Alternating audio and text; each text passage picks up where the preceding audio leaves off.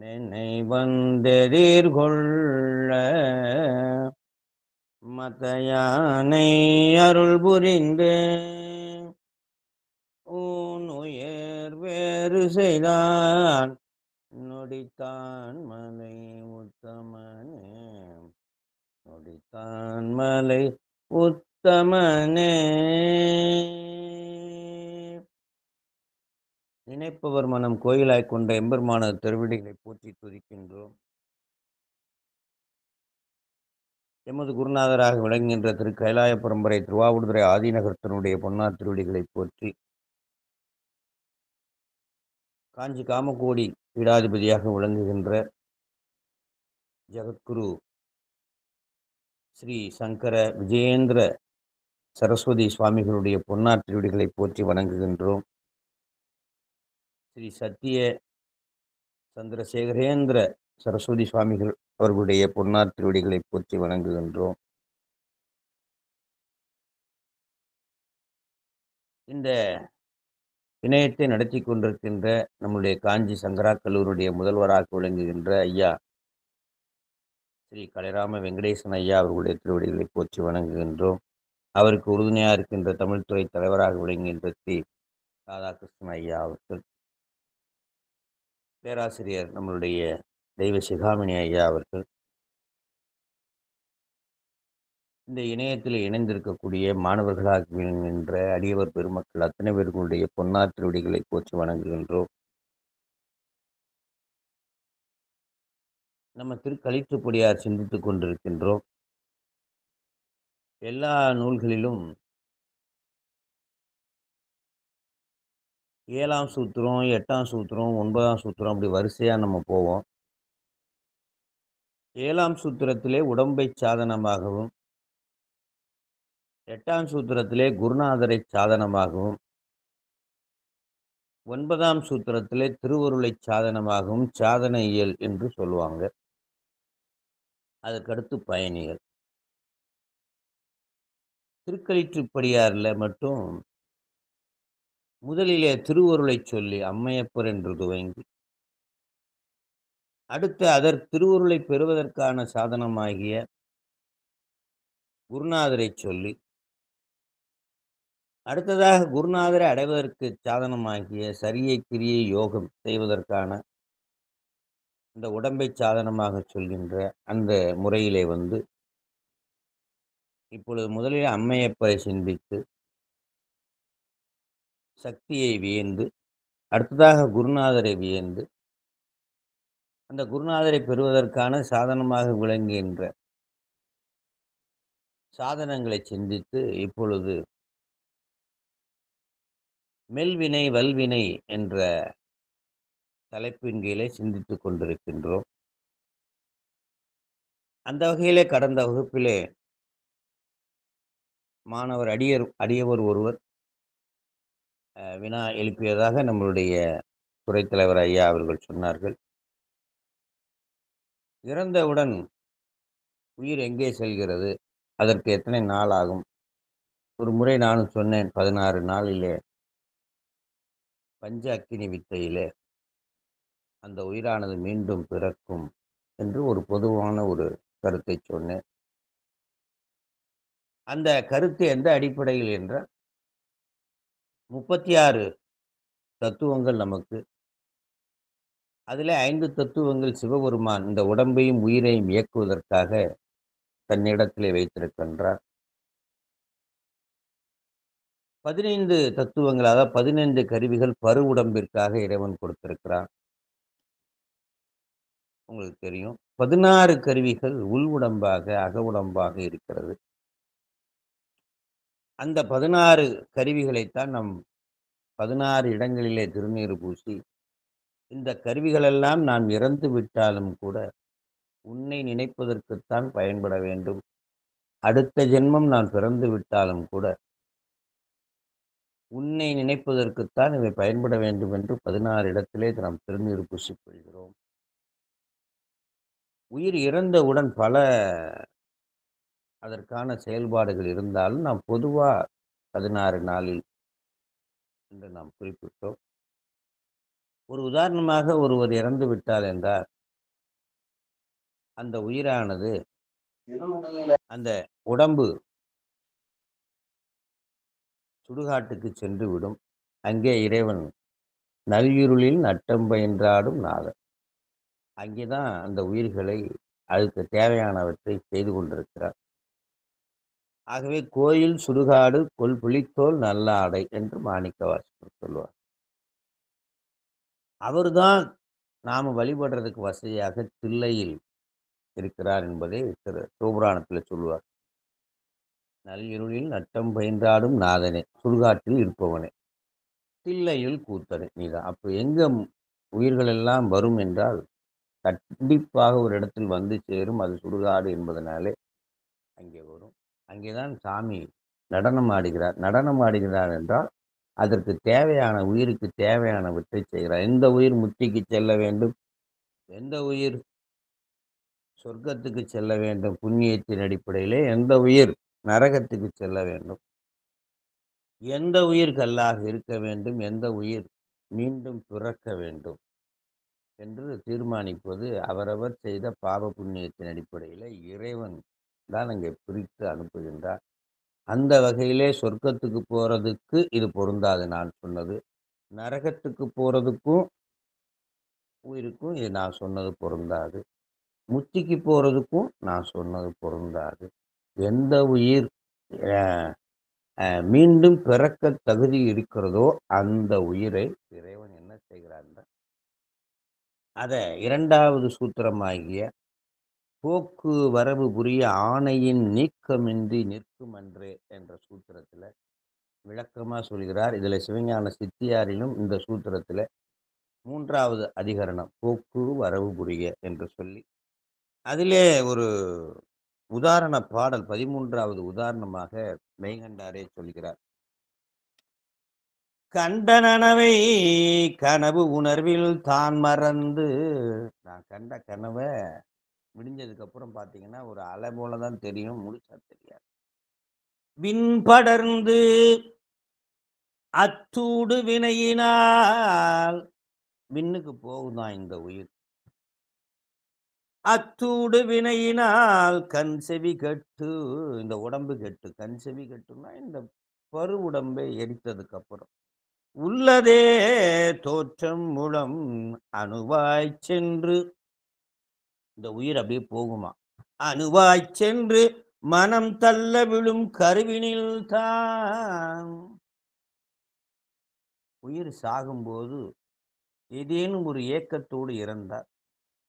அந்த உயிர் சாகும் பொழுது எதை நினைத்து செத்ததோ அதிலேயே தொடக்கம் ஏற்படும் என்று இந்த பாடலிலே நமக்கு இருக்கிறார். ஒருவன் பணத்தின் மேல் ஆசையோடு இறந்தால், அந்த பணத்தை பெறுவதற்காக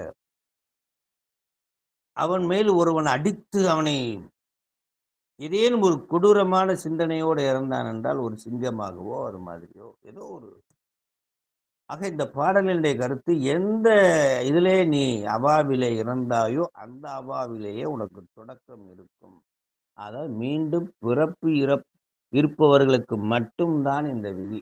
சொர்க்கத்துக்கோ நரகத்துக்கோ அல்லது முத்திக்கோ செல்பவர்களுக்கு இந்த விதி இல்லை என்பதனை இங்கே அற்புதமாக சொல்லி, பிறப்புக்கும் எல்லா உயிர்க்கும், இதுக்கெல்லாம் எப்படி இந்த உயிர் இந்த உடம்ப எப்படி இங்கே சொர்க்கத்துக்கு போகுது, எப்படி நரகத்துக்கு போகுது, எப்படி எல்லாவற்றுக்கும் செல்கிறது என்பதை ஒரு கருத்தாக சொல்கிறார். அதற்கு சூக்கும உடம்பு என்று இறைவன் பிறப்புக்கும் எல்லா உயிர்க்கும், அனாதியே எல்லா உயிர்களுக்கும் சூக்கும உடம்பை அருளிக்கிறான். ஓசை, ஒளி, ஊறு, சுவை, நாற்றம் என்று சொல்லக்கூடிய தன்மாத்திரை 5, அதைத் தொடர்ந்து மனம், புத்தி, அகங்காரம் என்று சொல்லக்கூடிய 3, 8 கருவிகளைத்தான் புரியட்ட காயம் என்று சொல்வார்கள். பிறப்புக்கும் எல்லா உயிர்க்கும், எல்லா உயிர் கொடுத்தார். ஆகவே இறைவன் முதலில் உயிர்களுக்கு கொடுத்தது என்னன்னா உடம்பு என்பது தெளிவாகிறது. கருணையால் கொடுத்தார். அந்த உடம்பை வைத்து உயிர்கள் இச்சையின் மூலமாக விருப்பு வெறுப்பை செலுத்த, அதன் மூலமாகத்தான் ஏனைய கருவிகளை பெற்றது, பரு உடம்பு பெற்றது என்பதை நமக்கு இங்கே தெளிவாக சொல்லி, அந்த பஞ்ச அக்கினி வித்தை என்பது உயிர் பிரிந்தவுடன், அதாவது நான் திரும்பி சொல்றேன், மீண்டும் பூமியிலேயே பிறக்கக்கூடிய உயிர்களுக்குத்தான் இந்த விதி அடங்கும். மேக மண்டலத்திலே சென்று இத வந்து மாபாடியத்திலே 2ஆம் சூத்திரத்திலே 3ஆம் அதிகரணத்திலே விரிவாக சுவாமிகள் அருளியிருக்கிறார்கள். ஆகவே இது மேக மண்டலத்திலே போய் சேருதாம். அந்த அணுவாய் சென்று சேருகிறதாம். அது மேகமண்டலம் என்பது ஒரு அக்கினி, சூடு. அந்த சூட்டிலிருந்து நிலம் என்ற சூட்டிற்கு 2வது சூட்டிற்கு வருகிறதாம். 2வது அக்கினிக்கு அந்த உயிர் வருகிறதாம். 2வது அக்கினிக்கு வந்து அது தாவரத்தின் மூலமாக ஒரு தானியமாகவோ, தாவரமாகவோ செல்கிறதாம். அது 3வது அக்கினியாம். 4வது அது தந்தையினுடைய உணவாக மாறி சுக்கிலமாக மாறுகிறதாம். அது 4வது அக்கினியாம். 5வது அக்கினி தாயினுடைய வயிற்றில் கருவறைக்கு செல்கிறதாம். இது 5வது அக்கினி. தாயினுடைய வயிறு, மாதா உதரத்தில் அது போகும். உயிர்கள் இவ்வாறு நிலத்தில் பிறக்கின்றன என்பதை சிவஞான மாபாடியத்திலே அற்புதமாக சிவஞான போதத்தினுடைய அந்த 2ஆம் சூத்திரத்தை மையமாக வைத்து சுவாமிகள் அருளியிருக்கிறார்கள். ஆக அதே அப்பர் சுவாமிகளும் ஒரு பாடலிலே நமக்கு விளக்குகின்றார். துறக்கப்படாத உடலை துறந்து வெந்து ஊதுவரோ, இறப்பன் இறந்தால் இருவிசும்பேறுவன் ஏறி வந்து, பிறப்பன் பிறந்தால் பிறையணி வார்ச்சடை பிங்ககன் பேர் மரப்பன்களோ என்று என் உள்ளம் கிடந்து மறுகிடுமே. அதாவது இந்த உடம்பை மேல நமக்கு ஆசை. இந்த உலக ஆசையால் பிறந்து உழல்கின்ற இந்த உடலை நிச்சயமாக ஒரு நாள் யமன் தூதர்கள் வந்து உடம்பையும் உயிரையும் பிரித்து விடுவார்கள். அதைத்தான் சொல்றாரு. துறக்கப்படாத உடலை துறந்து வெந்து ஊதுவரோ. எப்படி யமனுடைய தூதர்கள் வந்து ஒரு நாள் உடம்பையும் உயிரையும் பிரிச்சுட்டு போயிடுவாங்க. பிறப்பன் பிறந்தால் நிச்சயமா சொர்க்கத்துக்கோ நரகத்துக்கோ போக வாய்ப்பு இருக்கு. அதைத்தான் பிறைய நீ வார்சடை பிங்ககன் இறப்பன் இறந்தால் இருவிசும் பேருவன். இறக்க வாய்ப்பு கிடந்தா இருவிசும்னா சொர்க்கம் நரகம். ஏறி வந்து மீண்டும் உலகத்தில் பிறப்பன் பிறந்தால் பிறையணி வார்சடை பிங்ககன் பேர் மரப்பங்களோ. அருளாளர்களுக்கு எப்பயுமே மீண்டும் ஒரு வேளை பிறந்துட்டோம்னா ஐயோ நம்ம மறந்துடக்கூடாதே இறைவனுடைய திருவடியை. சாமியே அதுக்குத்தான் அருள் புரிய வேண்டும், அருள் புரிய வேண்டும், அருள் புரிய. இதுக்குத்தான் அந்த உள்கருவிகள் நமக்கு எதிராக செயல்பட்டு விடக்கூடாது என்பதனால 16 இடத்திலே நாம் பண்ணியிருக்கோம். இந்த காரைக்கால் அம்மையாரும் சொல்லுவாங்க, பிறவாத இன்ப அன்பு வேண்டிப்பின் வேண்டுகின்றார் பிறவாமை வேண்டும், மீண்டும் ஒரு வேளை பிறப்பு உண்டு, உனை என்றும் மறவாமை வேண்டும், இன்னும் வேண்டும் அறவா நீ ஆடும்போது உன் அடியில் இருக்க என்று அற்புதமாக சொல்வார்கள். ஆகவே இதை வைத்துத்தான் நாம் வந்து அந்த உயிரானது பிரியும் பொழுது உலகத்தில் பிறக்க தகுதியுடைய உயிர்கள் இப்படி மேகம், நிலம், தானியம், அந்த ஆண் பெண் என்ற நிலையிலே 5 அக்னியை கடந்துதான் நாம் பிறக்கின்றோம். அந்த பிறப்பினுடைய அந்த வகையைத்தான் நாம் அங்கே குறிப்பிட்டோம் என்று சொல்லி இன்றைய தினம் நாம் இன்றைய வகுப்பாகிய ஏற்கனவே நம்ம வந்து 18 வகுப்புகள், 18 பாடல்கள் நாம் சிந்தித்திருக்கிறோம். அந்த வகையிலே கடந்த வகுப்பிலே அற்புதமாக நாம் செய்ய மணியே சீராளா என்று அந்த வன் தொண்டனுடைய மையம் நிகழும் சிறுத்தொண்டர் மைந்தா வருவாய் என்று அழைப்பார், தையலாரும் அவர் பணி நிற்பாராய் தாமழைப்பார், செய்யமணியே சீராளா யாம் உயும் வயகளா உயும் வகையலா உடன் உண்ண அழைக்கின்றார் என்று வந்த பைரவரை நோக்கி அற்புதமாக சொல்லி அந்த வன் தொண்டினுடைய சிறப்பை அங்கே சொல்லி இப்பொழுது வன் தொண்டினுடைய சிறப்பு மேலும் ஒரு பாடலாக இங்கே சொல்லுகின்றார். அதைத்தான் நாம் இப்ப சிந்திக்க இருக்கின்றோம். அந்த பாடல் 19 பாதகத்துக்கு பரிசு. பாதகம் என்றும் பழி என்றும் பாராதே தாதையை வேதியனை தாள் இரண்டும் சேதிப்ப கண்டு ஈசர் தாமாம் பரிசளித்தார் கண்டாயே மாணவனே சண்டீசர்தன் செயலாற்றான்.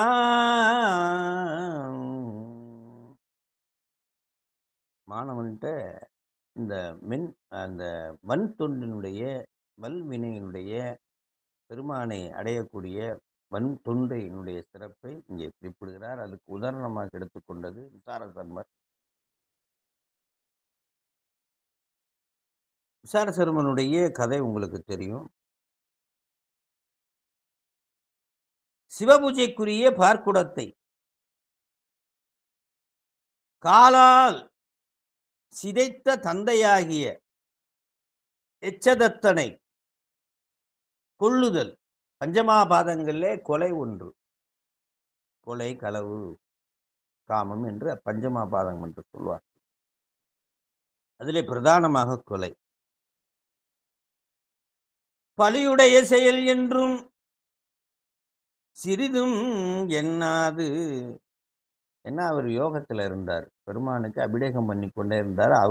அவருடைய காரியம் அல்ல, அது ஏகனாகி இறைவனை நிற்கின்ற நிலையிலே அவர் அந்த பால் அபிஷேகம் பண்ணி கொண்டிருந்தார். பார்க்குடத்தை எடுக்க போகும்போது பார்க்குடம் இல்லை. அந்த அவருடைய தந்தை எப்படிப்பட்டவர் என்று இதிலே சற்று விளக்குகின்றார். தனக்கு தந்தையும் அது மட்டுமல்ல, தனக்கு மறைவோதுவித்த வேதியனும்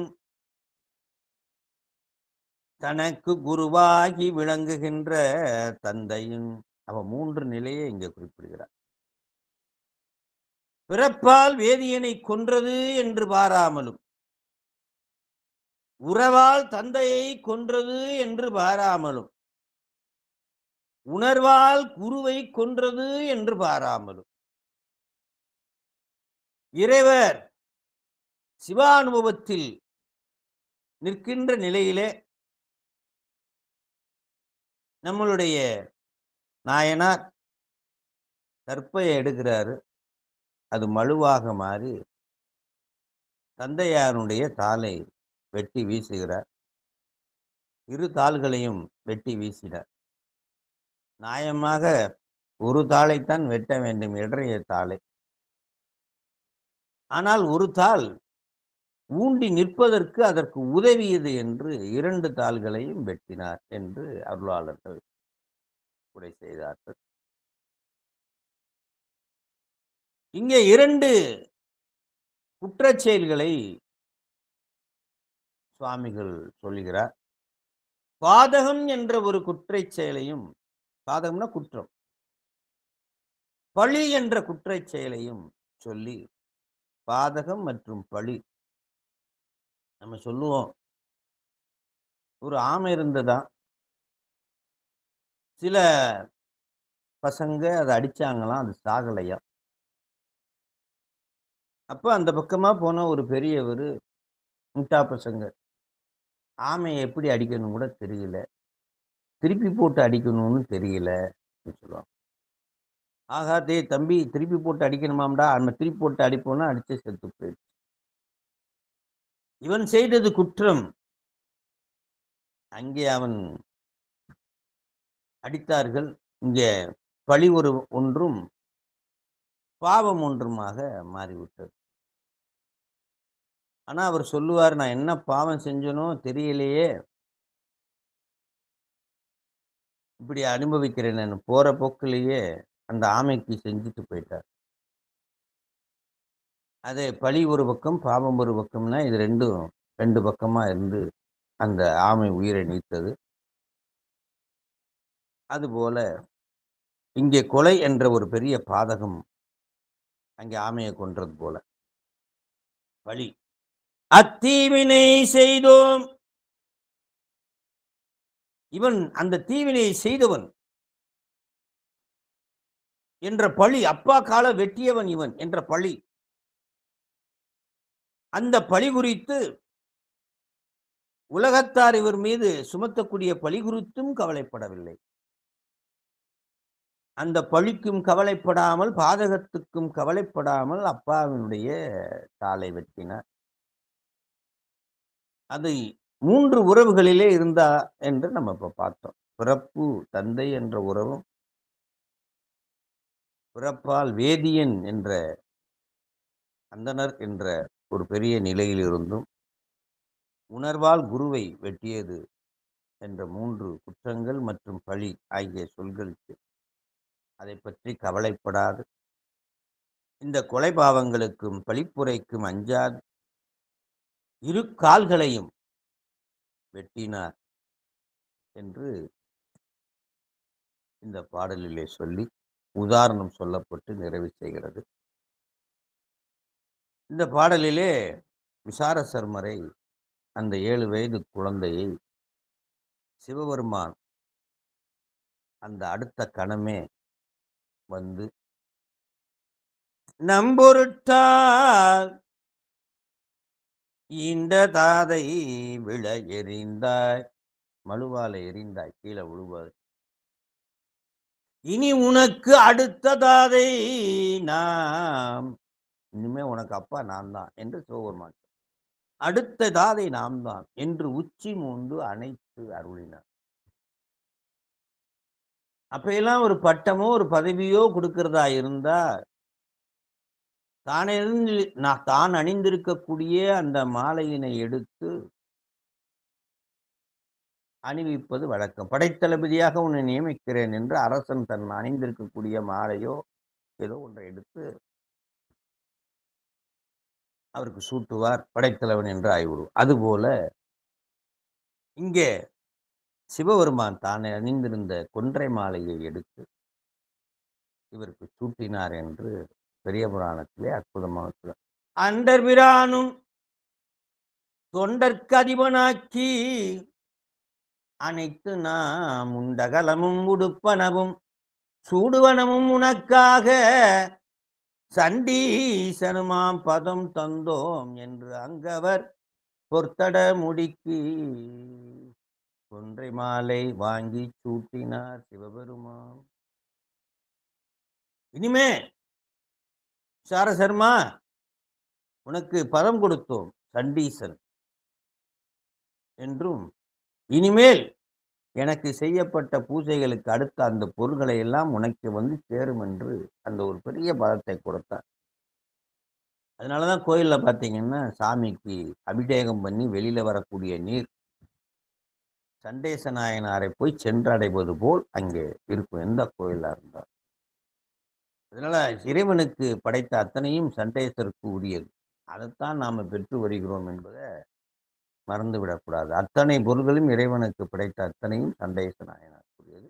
அவரிடமிருந்து நாம் பெற்று வருவதாகத்தான் இங்கே நமக்கு தலைவராகவும் அங்கே ஆன்மா ஒன்று இருக்கிறது என்றால் அது பூதகணங்களின் தலைவராக அண்டர் பிரானும் தொண்டர்க்கு அதிபனாக்கி, நான் தொண்டர்னா அவர் எனக்கு தான் எனக்கு அதிபர் அவர்.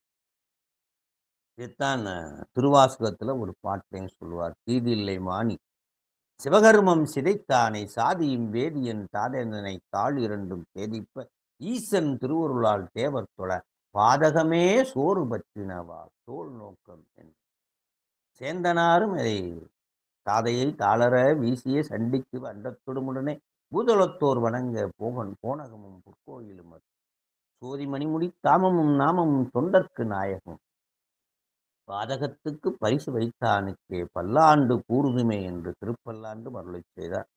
ஆகவே இங்கே வன் தொண்டுக்கு அற்புதமான அந்த உதாரணங்களை எல்லாம் இங்கே சொல்லி, அடுத்ததாக இன்னொரு வன் தொண்டு, அடுத்து அதுவும் இது இன்னொரு வன் தொண்டனுடைய இன்னொரு நாயனாருடைய சிறப்பை சொல்லுகிறார். அறிவாட்ட நாயனார், உங்களுக்கு தெரியும். செய்யில் உகுந்த 20வது பாடல். செய்யில் உகுந்த திருப்படி, திருப்படினா நைவேத்திய பொருள்கள், சிவபெருமானுக்கு வைக்கக்கூடிய நித்தப்படிகள், அதான் திருப்படி என்று பெயர். செய்யல்னா வயல். செய்யில் உகுந்தன செதறி விழுந்துருச்சாம். இவர் கொண்டு வந்த நெய்வேத்திய பொருள்கள் செதறி விழுந்துருச்சு. செய்யுள் உகுந்த திருப்படி மாற்றதனை ஐய இது அமுது செய் என்று பைய இருந்து ஊட்டி அறுத்தவர்க்கே ஊட்டி அறுத்தவரை நாட்டியுரை செய்வதொன்னோ நாம்.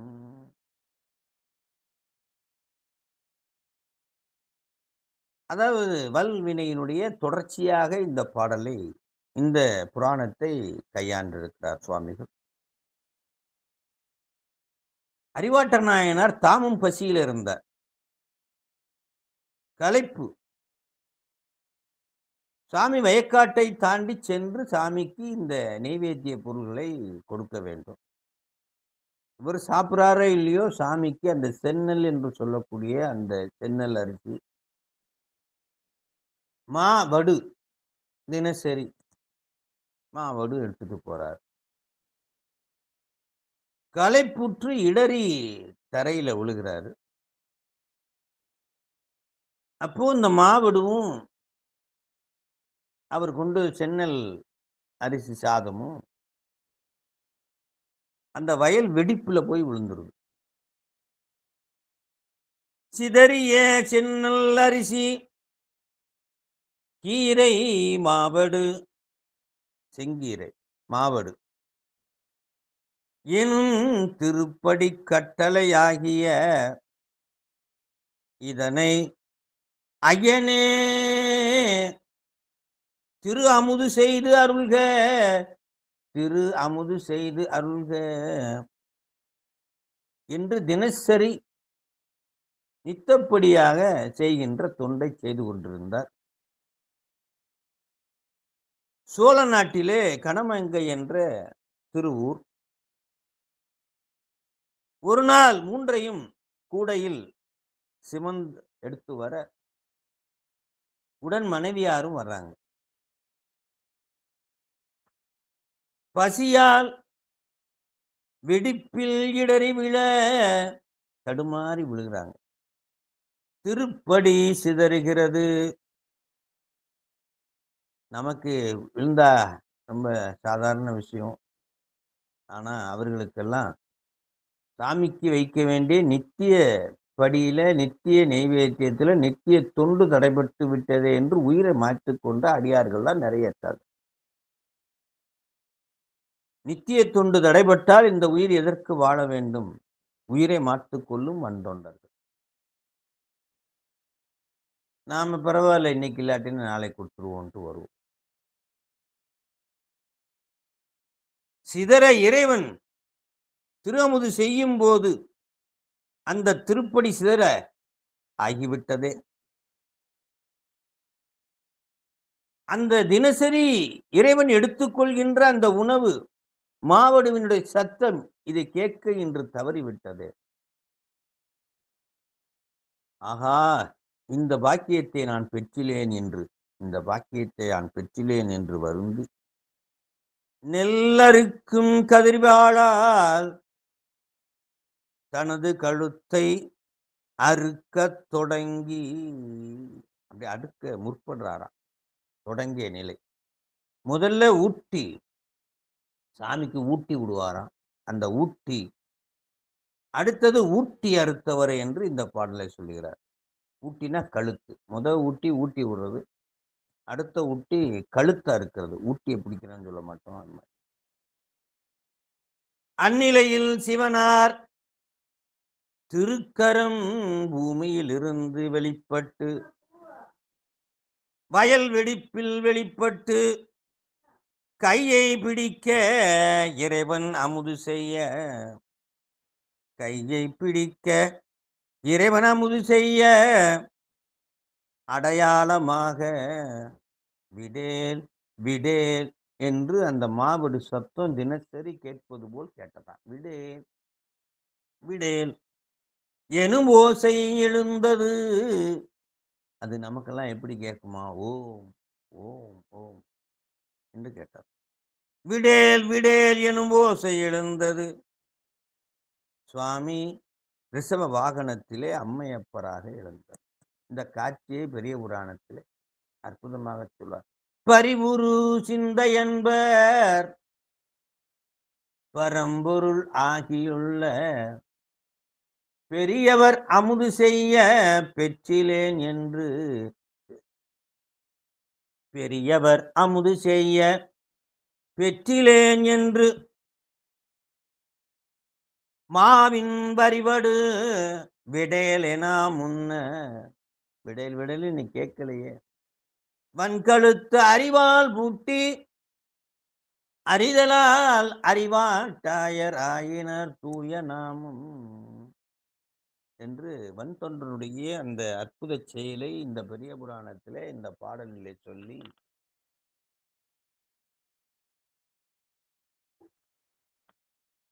அற்புதமாக விளக்குகின்றார்.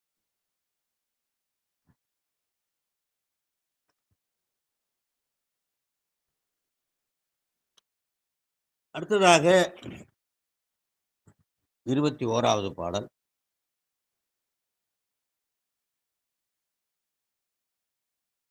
அதனுடைய தொடர்ச்சியாக தன் செயலற்று நாம் செய்யக்கூடிய தொண்டு தான். தொண்டை தான் இப்ப சொல்லிக்கிட்டே இருக்கார். இறைவன் செயல் நிற்றல் அதற்கு உவமை சொல்லுகின்றார். இப்போ இவங்கெல்லாம் செஞ்ச உதாரணத்தை நம்ம எப்படி செய்யணும்? அது ஏற்கனவே சொல்லிட்டார். நமக்கு பொருந்தியது உலகத்தாருக்கு பொருந்துவது மெல்வினை தான். நம்மளால செயற்கரிய செயல்லாம் செய்ய முடியாது என்று முன்னாடியே நமக்கு குறிப்பிட்டு விட்டார். இருந்தாலும் இங்கே தன் செயலற்று இறை செயலில் நிற்றல் அதுக்கு ஒரு உதாரணம் சொல்றாரு. அப்படி நிக்கிறதுனால நம்ம எப்படி நிக்க முடியும்? என்ன நிக்கிறதுனால என்ன பயன்? மிக அற்புதமான ஒரு உதாரணத்தை இங்கே குறிப்பிடுகிறார். பழமொழி ஒன்று. ஒரு பழமொழி ஒண்ணு இருக்கு. உழவும் தனிசும் ஓரிடத்திலே என்ற பழமொழி. அதை இங்கே கையாளுகின்றார் சுவாமி. உழவும் தனிசும் ஓரிடத்திலே உழவு செய்யறதுக்கு இடம், சொந்த இடம். தனிசு அப்படின்னா என்னுடைய காசு என்று வைத்துக் கொள்ளலாம். அல்லது இன்னொருடம் பெற்றவன் ஒரு ஆள் இருக்கிறாரு அப்படின்னா இடமும் அவருக்கு சொந்தம். கடன் பெற்றவரும் அவரே. கடன் ஒருத்தன் வாங்கியிருக்கான். இடம் சொந்தக்காரன் ஒருத்தன். அப்படி இல்லை. இடத்துக்கு சொந்தக்காரனும் இவனே, கடனுக்கு சொந்தக்காரனும் இவனே. இடமும் உண்டு, கடனும் உண்டு. அப்ப எப்படி இருக்கும் அப்படின்றதுதான். உலவும் தனிசும் ஓரிடத்திலே அந்த பழமொழியை இங்கே கை ஆண்டு செய்யும் செயலே செயலாக சென்று தமை பைய கொடுத்தார். இறைவனிடத்திலே பைய கொண்டு போய் சேர்க்கிறது. செய்யும் செயலே செயலாகச் சென்று தமை பைய கொடுத்தார். அவர் பாரம் கேட்டார். பரம் கேட்டார்னா பாரம் கேட்டார். ஐயா அதற்கு சொல்லப்படுகின்ற உதாரணம் என்ன அப்படின்னா, யாரு தன்னை இறைவனிடத்திலே பைய கொண்டு போய் ஒப்படைத்தார்களோ அவர்களுக்கு எந்த பாரமும் இல்லை, எந்த சுமையும் இல்லை. இதான் அதனுடைய கருத்து. அதற்கு இவர் சொன்ன உதாரணம், உழவும் தனிசும் ஒரு முகமே ஆனால் இழி உண்டோ. உழவு செய்வதற்கு இடம் ஒருத்தனது, கடனும் அவனுது. அப்படி இருக்கும்போது நட்டம் வருமா? வராது. ஏன்னா காசு வாங்கினவன் அவன், இடமா அது. எப்படியாவது உழைச்சி கடனை அடைச்சிடணும், இடமும் நம்மளுது என்று சொல்லி கடின உழைப்பின் கீழ் எப்படியாவது உழைத்து கடனை அடைச்சு எப்படியாவது லாபம் மீட்டி விட வேண்டும் என்று முயற்சி செய்வோம். இன்னொருத்தன் கடன் வாங்கி இவங்கிட்ட கொடுத்துருந்தா அதை பத்தி கவலையே பட மாட்டான். பாப்பம் வந்தா இல்லைன்னா வரல, விளைச்சல் இல்லைன்னு சொல்லிட்டு போயிடுவோம், விட்டுருவான். அதனால கடனும் ஒருவனது, இடமும் ஒருவனது என்ற நிலை தான் இங்க. அதுபோல் இடி உண்டோ நட்டம் உண்டோ சொல்லாய், நட்டம் கிடையாது. அதுபோல இறைவனிடத்திலே கொண்டு போய் யார் ஒருத்தன் தன்னை ஒப்படைக்கிறானோ அவனுக்கு சுமை கிடையாது. எப்படி விவசாயத்துல நட்டம் கிடையாதோ அதுபோல ஆன்மீகத்துல யார் தன்னை இறைவனிடத்துல ஒப்படைக்கிறார்களோ அவர்களுக்கு சுமை இல்லை. நம்ம எவ்வளோ வாழ்க்கையில அந்த சுமை இந்த சுமைன்னு, கடையவனே என்னை கருணையினால் கலந்து ஆண்டு கொண்ட விடையவனே விட்டுடுதி கண்டாய் விரல் வேங்கையுந்தோள் உடையவனே மண்ணு முத்தர கோஷமங்க இக்கரசே சடையவனே தளர்ந்தேன் எம்பிரான் என்னை தாங்கிக் கொள். சாமி தான் எல்லாத்தையும் தாங்கிட்டு இருக்காரு. நாம நினைச்சுக்கிட்டு இருப்போம் வீட்டை நான் தாங்கிக்கிட்டு இருக்கேன். அம்மா சொல்லுவாங்க, இல்லை இல்லை நான் தான் தாங்கிக்கிட்டு இருக்கேன். யாரையும் தாங்க. நான் சொல்லுவேன், இந்த ஃபேன் எதில் தாங்கியிருக்குன்னா நட்டில் தாங்கியிருக்கு. போ, யாரும் எதையும் தாங்கலை, பூமி தான் அத்தனையும் தாங்கி. அதுபோல கடையவனேனை கருணையினால் கலந்து ஆண்டு கொண்ட விடையவனே விட்டுடுதி கண்டாய் விரல் வேங்கையுந்தோள் உடையவனே மண்ணு உதர கோத மங்கை கரசே சடையவனே தளர்ந்தேன் எம்பிரான் என்னை தாங்கி கொள்ளே. எப்படி உலகத்தை எல்லாத்தையும் தாங்கியிருக்கியோ அதுபோல என்னுடைய குற்றத்தை நீ தவிர்த்து என்னை விட்டுடுவியா? விட்டுடுதி கண்டா என்னை விட்டுடுவியா? நான் தப்புதான் செஞ்சுட்டேன், அதுக்காக என்னை விட்டுறாத. எல்லாரையும் தாங்கியிருக்கிற போல என்னை தாங்கிக் கொள் என்று சொல்வார். ஆகவே தாங்குகின்ற அந்த பெருமான் பாரத்தை தாங்கிக் கொள்வான். நாம் பாரம் கெட்டாராவோம். அதுதான் பரம் கெட்டாராவோம் என்பதை இங்கே அற்புதம் சொல்லி இந்த பாடலுடைய குறிப்பு, தன் செயலற்று திருவருளில் அடங்கி செயல் புரிவார்க்கு. தன் செயல் கிடையாது, இறை அருளுக்குள்ளே அடங்கி, இறை அருளுக்குள்ளே அடங்கி. நிச்சயம் நம்ம சொல்லுவோம் இறைவனுக்கு வியாபகம் என்று சொல்லுவோம். ஏன்னா பரிபூர்ணமா அவரு அனைத்தையும் கடந்தும் அனைத்திற்கும் உள்ளாக இருப்பார். ஆழ்ந்து அகன்ற நுணுக்கமாக இருப்பான். இதற்கு பேர் வியாபகம் என்று பெயர். ஆனால் உயிர் அதற்கு அடங்கிதான் இருக்கும். என்னதான் இறைவனோட நெருக்கி அந்த அருளை பெற்றாலும் இறைவனை கடக்க முடியாது. அதனால நமக்கு பேரு பகுதி வியாபகம். அதைத்தான் வியாபியம் என்று சொல்கிறோம். அதற்குள் அடங்கிய, என்னதான் தோசையை சுட்டாலும் தோசைக்கல்ல தாண்டவே தாண்டாது தோசை. ஆகவே இறைவனுடைய கருணைக்கு வரம்பே கிடையாது. அதுதான் அருள் வியாபகம் என்று பெயர். நமக்கு வியாபியம் என்று பெயர். பதி பசு, வியாபகம் வியாப்தி. பாசத்துக்கு வியாப்தி என்று பெயர். பாசம் வியாபகம் வியாபியம் வியாப்தி. அதாவது உயிர் அறிவு 50%. ஐயா இருங்க, ஞாபகம் ஞாபகம் என்ன சொன்னீங்க? வியாபகம் வியாப்தி, வியாபகம் வியாபியம் வியாப்தி. வியாபகம் ஞாபகம் இல்லை, வியாபகம் வியாபியம் வியாப்தி. பரிபூரணம் பகுதி. அடுத்ததாக பார்த்தீங்கன்னா சமம். உயிர் அறிவை சம அளவில், அதாவது அறியாமை, பாசம்னது அறியாமை, அது 50%. உயிர் அறிவு 50%. ரெண்டு சமமா இருந்துச்சுன்னா அதுக்கு பேரு வியாப்தி. ஒருவேளை உயிர் அறிவு 51%, அறியாமை 49% இருந்ததுன்னா உயிரானது ஆணவத்தை வென்றுவிட்டது என்று அர்த்தம். ஒருவேளை ஆணவ மறைத்த அறியாமை 51%, உயிர் அறிவு 49%, என்னைக்கும் ஜெயிக்க முடியாது, ஆணவம் வென்று விட்டது. ஆனால் அனாதிய உயிர் அறிவும் ஆணவமும் 50% இருப்பதனால இறைவன் ஊட புகுந்து உயிர் அறிவை மேல் எழுப்புகின்றார், ஆணவத்தை கீழே இறக்குகின்றார். அதனாலதான் அதுக்கு பேரு தன்னை வியாபகம் வியாபியமாக மாற்றுகின்றார் என்று சொல்லி அதான் வியாப்தி என்று பெயர். அதான் வியாபகம், வியாபியம், வியாப்தி. இதைத்தான் பதி, பசு, பாசம்.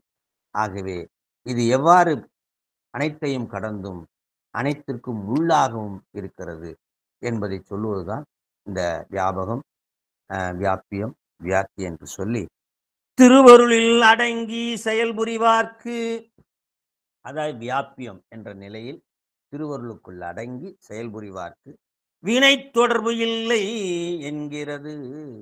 வினை தொடர்பு அவர்களுக்கு கிடையாது. எந்த ஒரு காரியமும் திருவருளை நினைத்து செய்யும் பொழுது வினை தொடர்பு இல்லை. சந்ததம் பந்த தொடராலே என்று சொல்றார். அவர்களுக்கு கிடையாது. சந்ததம் பந்த தொடர்பு கிடையாது என்று அங்கே சொல்கிறார். தன் செயலற்று திருவருளில் அடங்கி செயல்புரிபவர்க்கு வினை தொடர்பு இல்லை. அதாவது எப்படி அந்த சுமை இல்லை என்பதை இங்கே குறிப்பிடுகிறார். தம் உடல் பொருள் ஆவி இறைவனுக்கே, தம்முடைய உடல் கொடுத்தவன் அவன். தம்முடைய உடல் பொருள் ஆவி இறைவனுக்கே யார் ஒப்படைக்கிறார்களோ அவர்கள் சுமை தீர்ந்தவராவார். எந்த சுமையும் அவர்கிட்ட கிடையாது. கல்யாணம் பண்ணணும், அது இது இந்த மாதிரி வாழ்க்கையில இகத்திலே எந்த சுமையும் கிடையாது, பரத்திலேயும் எந்த சுமையும் இல்லை. இறைவன் அனைவரையும் தாங்கி கொண்டிருக்கிறார் என்பதுதான். ஊஞ்சல்ல ஆடுவோம், ஊஞ்சல் தாங்கி இருக்கணும் இல்லை, பூமிதான் ஊஞ்சலை தாங்கி கொண்டிருக்கிறது. அது நமக்கு தெரியாது, மறைந்திருக்கும் அந்த பொருள். உடல் பொருளாவி இறைவனை இறைவனிடத்திலே ஒப்படைத்தவர் சுமையற்றவர். சுமையற்றவர். இதுதான் திருவாசத்துல ஒரு பாட்டை சொல்வார். சாமி, அன்னைக்கு வந்தியே, திருவடி தீட்சை கொடுத்தியே, அப்படியே போயிட்டியே, இதெல்லாம் நியாயமா? ஏதோ ஒரு காரணம் இருக்கும். நீ ஏதோ நல்லதுக்கு தான் செய்வ, கெட்டதுக்கா செய்வ. அன்றே என்றன் ஆவியும், அன்றே என்றன் ஆவியும் உடலும் உடைமை, ஆவியும் உடலும் உடைமை, ஆவியும் உடலும் உடைமை எல்லாமும் குன்றே அணையாய் எனையாட்கொண்ட போதே குண்டிலையோ. அன்னைக்கு நீ ஆட்கொண்டியே, அன்னைக்கே கூட்டு போயிருக்க வேண்டியதான். இன்றோர் இடையூறு எனக்கு உண்டோ? இன்னைக்கு எனக்கு ஏதாவது இடையூறு உண்டா? நிச்சயமா இருக்காது. நன்றே செய்வாய், நல்லதுதான் செய்வாய். பிழை செய்வாய், பிழையா செய்ய போற, ஏதோ என் நேரம் சரியில்லை. நன்றே செய்வாய், பிழை செய்வாய், நானோ இதற்கு நாயகமே. அன்றே என்ற நாவியும் உடலும் உடைமை எல்லாமும் குன்றே எனையாட்கொண்ட போதே குண்டிலையோ. இன்றோர் இடையூர் எனக்குண்டோ என்றோல் முக்கன் எம்மானே. நன்றே செய்வாய், பிழை செய்வாய், நானோ இதற்கு நாயகமே என்று அற்புதமாக இந்த பாடலை உதாரணமாக அந்த பாடல் அற்புதமாக அமைந்திருக்கிறது. யார் ஒருவன் தன்னுடைய உடல் உடைமை ஆவி அத்தனையும் இறைவனுக்கு ஒப்படைக்கிறார்களோ அவர்களுக்கு சுமை சேர்ந்தவர். இதற்கு சொல்லப்பட்ட உதாரணம், உழவன் தொழில் புரியும் வயலும் பயிருக்கு ஆன செலவும், அத கடன் தனிசு ஒருவர் இடத்திலே அமையுமானால், நானே ஓனர் இடத்துக்கும், நானே கடனும் பேங்க்ல வாங்கியிருக்கேன், நட்டம் வருமோ? வராது வராது.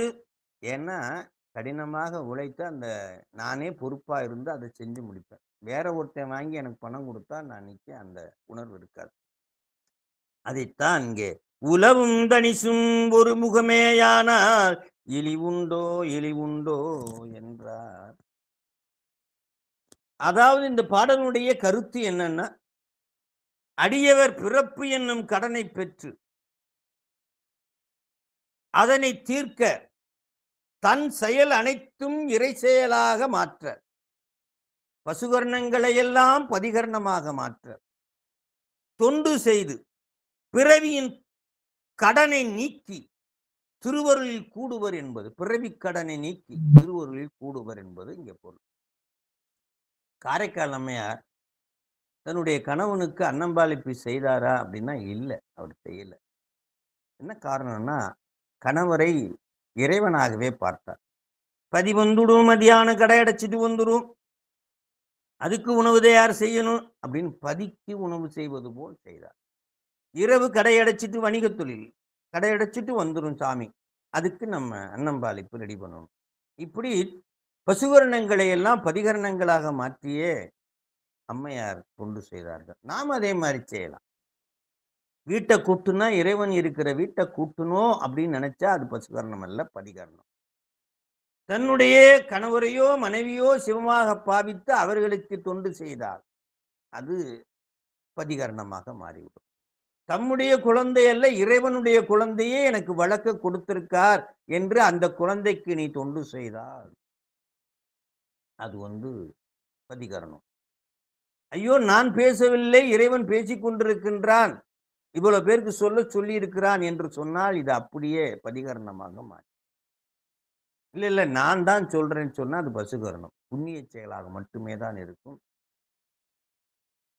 ஆக இறை புண்ணியமாக அது இருக்காது, சிவபுண்ணியமாக இருக்காது என்பதை சொல்லி அனைவரும் சிவபுண்ணியம் செய்ய வேண்டும் என்ற கருத்தை தான் எல்லா காரியங்களையும் சிவபுண்ணியமாக மாற்றி செய்ய வேண்டும். ஒரு உதாரணத்துக்கு சொல்றேனே, சிவபுண்ணியம்னா என்னன்னு புரிஞ்சுக்கிறதுக்காக. ஒரு அன்னம்பாளிப்பு ஒரு வகுப்புல செய்யணும், ஒரு 1000 ரூபாய் ஒருத்தன் கொடுக்க வர்றான். அவன்கிட்ட நிறைய பணம் இருக்கு, ஏப்பா கொடுக்குற, கொடுக்காதேன்னு ஒருத்தன் தடுத்துட்டான். தடுத்தவன் பேரு அவன் செய்தது பாவம். 1000 ரூபாய கொடுக்குறான் ஒருத்தன், எங்க நான் என் சம்பளத்துல சம்பாதிச்சதுங்க, இந்த 1000 ரூபாய நீங்க வச்சுக்கோங்க, அடியார்களுக்கு அன்னம்பாளிப்பு செய்யுங்க அப்படின்னு கொடுத்தா அதுக்கு பேரு பசுபுண்ணியம்.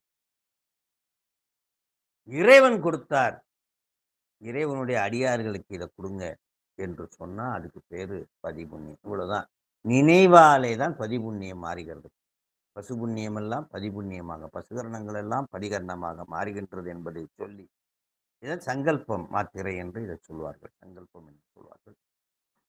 ஆக இங்கே தன் செயலற்று இறை செயலில் நிற்பவர்களுக்கு பாரம் இல்லை என்ற, சுமை இல்லை என்ற கருத்தை சொல்லி 22வது பாடல் பலன் சொல்லுகின்றார். இப்படி முதல்ல எல்லாம் சொல்லிட்டு இப்ப பலனுக்கு வராரு. திருவடி கூட இருவகை யோகம் செய்ய வேண்டும் என்று இங்கே குறிப்பிடுகிறார். எப்படியாக இந்த தொண்டு செய்து எப்படியாக இறைவனை அடைய வேண்டும், இப்படியெல்லாம் தொண்டு செய்தவர்கள் அப்படி ஒரு வழியில நம்ம நம்ம ஏற்கனவே பார்த்திருக்கோம். இறைவனுடைய அருளாலேயே பிறந்தவர்கள் இருக்கிறார்கள். 63 நாயன்மார்களும் இப்போ நாம இருக்கிறோம். நாமெல்லாம் நூல்களை தேடி கேட்டு பயின்று பரவும். இதனால் நம்மளையெல்லாம் சன்மார்க்கர் என்று சொல்வார்கள். சிவஞான சித்தியார்ல 7வது பாட்டுல இருக்கார். சாமு சித்தர் என்று 63 நாயன்மார்களையும் எப்படி சொல்லுவோம்னா சாமு சித்தர் என்று சொல்லுவோம். பிறக்கும் போதே அருளோடு பிறந்தவர்கள். அவர்கள் எந்த நூலையும் படிக்க வேண்டிய அவசியம் இல்லை. 7வது பாட்டு சிவஞான சித்தியார்ல சுபகத்துல அற்புதமா சொல்லுவார். பிராகிருதர்னு ஒருத்தர் இருக்காங்களாம். எத்தனை தடவை 10,000 கொடுத்து இந்த வகுப்பை கேளுனாலும் ஓடி போயிடுவாங்க. அவங்களுக்கு இது காலம் அல்ல. அதை பிராகிருதர் என்று சொல்வார். நாமெல்லாம் நூலை கற்று நூல் மூலமாக குருநாதர் மூலமாக தீட்சை பெற்று இறைவனை அடைய வேண்டும் என்பவர்களுக்குத்தான் இந்த நூல்கள் எல்லாம் சன்மார்க்க, இந்த நூல்கள் எல்லாம் பொருந்தும். இறைவனுடைய அருளோடையே பிறந்து அப்படியே இருக்கிறவங்க எல்லாம் 63 நாயன்மார். அதனால அவர்களை நாம் எதுக்கு உதாரணமாக இந்த வன் தொண்டெல்லாம் இப்படி செய்யறாங்க, நம்ம செய்யக்கூடாதுன்னு சொல்லக்கூடாது. அவங்க அருளோடையே பிறந்தவர். நாம சன்மார்க்க, அவங்க சாமுசித்தர். அந்த நிலையில இப்ப நாம சன்மார்க்க நிலை இருக்கக்கூடிய திருவடி கூடக்கூடிய அவர்களுக்கு இருவகை யோகத்தை பற்றி இங்கே குறிப்பிடுகிறார். நம்மை போல கேட்டு தெளிந்து சிந்தித்து தெளிந்து நிட்டை கூடுகின்ற நிலையில் இருக்கக்கூடிய, சன்மார்க்க நிலையில் இருக்கக்கூடிய, மார்க்கம்னா வழி, இறைவனை அடையக்கூடிய வழியை தேடிக்கொண்டிருக்கக்கூடிய நமக்கு இந்த 2 ஆதார யோகங்களை இங்கே குறிப்பிடுகிறார் என்பதை நீங்க முதல்ல தெரிந்து கொள்ள வேண்டும். ஆதார யோகம், நிராதார யோகம், 2 யோகம் என மீதானத்து எய்தும் விதி 2. இந்த 2 வழியில இறைவனை அடையலாம். நீ நிறைய வழியில அடையலாம், அதெல்லாம் அப்புறம் சொல்றாரு. அது அப்புறம் முதல்ல இந்த வழிகளை எல்லாம் தெரிந்து கொண்டு அப்புறம் அந்த வழிக்கு போகணும். மீதானத்து எய்தும் விதி 2 ஆதாரத்து ஆக்கும் பொருளாலே ஆக்கும் பொருளாம் ஒன்று ஆக்காம் பொருளே ஒன்றாம். ஆக்கும் பொருள்னா ஆதார யோகம், ஆக்கா பொருள்னா நிராதார யோகம். மீதானம்னா மேலான இடத்து, அதாவது திருவடி. இதை இங்கே குறிப்பிடுகிறார். ஆதார யோகம், நிராதார யோகம், மேலான திருவடி. ஆதாரம்னா ஒரு இடத்தை ஆதாரமாக வைத்துக்கொண்டு பூசை செய்தல், இதுக்கு பேர் ஆதார யோகம். எந்த ஆதாரமுமின்றி பூசை செய்தல், நீயும் நானும் ஏகபோகம், இது நிராதார யோகம். ஒரு இடத்தை ஆதாரமாக வைத்து பூசை செய்தல், அது ஆதார யோகம். அந்த வகையிலே முத்தி நிலை பெறுவதற்கு 2 யோக நெறிகளை சாமிகள் இந்த பாடலிலே அருளியிருக்கின்றார். ஒன்று, இப்ப ஆதார யோகத்தை பத்தி பேசுவோம். நம் போன்றவர்களுக்கு இது எளிமையானது. இதற்கு அகப்பூசை என்று சொல்லுவாங்க. நாம அகப்பூஜை பண்றோம் பாருங்க, அதான். இப்படி ஒரு இடத்தை, இந்த ஸ்தானம்னு சொல்லுவோம், ஆதாரம். ஒரு இடம், உந்தி, இதயஸ்தானம் அப்படி சொல்லுவோம். ஒரு இடத்தை ஆதாரமா வைத்து பூசை செய்வோம், அகப்பூசை செய்வோம். நெற்றிக்கு நடு வில சொல்லி செய்வோம். இதுக்கு வேறு ஆதார யோகம். நம் போன்றவருக்கு, நான்லாம் பஸ்ஸில் போகும்போது சிவபூஜை செய்ய முடியல அப்படின்னா என்ன பண்ணுறது, அவசரமாக இருக்கிறோம், வெளி யாத்திரை வெளிநாடெல்லாம் போயிருக்கோம் அப்படின்னா சில நேரங்களில் நம்மளால் சிவபூஜை செய்ய முடியாது. அப்போ இந்த பூஜையைத்தான் நம்ம செய்வோம். நம் போன்றவருக்கு உகந்தது.